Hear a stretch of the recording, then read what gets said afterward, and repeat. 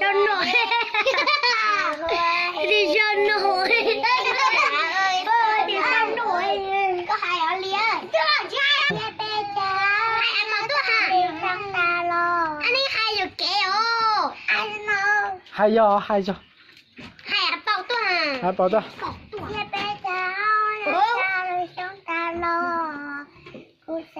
Chứ giờ còn bé trò nó bố.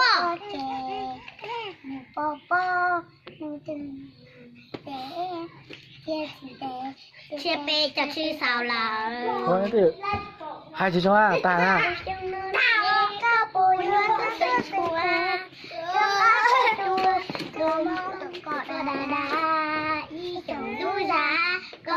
Nhớ cá lợn na, tứ chiêu vào ta, lò thì uống giáo sư.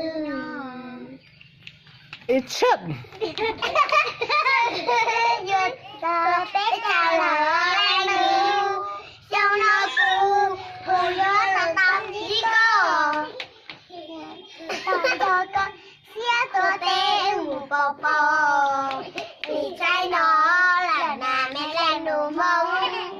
Chia bê cháu, cho lưu cháu ta lo, cu dành cho mỗi cái non và cu hoa kè.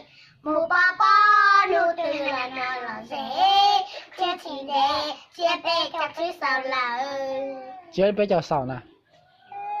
Chứ chị bảo ấy, ở trong nó nè, cá bùi vừa cho tôi giật khủ, cho cá tôi chua, mà mong được có đà đà, ý chồng đưa ra, có bù nhạc ca lở nà, cứ chiêu vào thà, lở thành quân giáo sư nhô.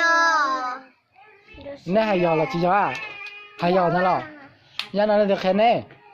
Nhà hai con nhà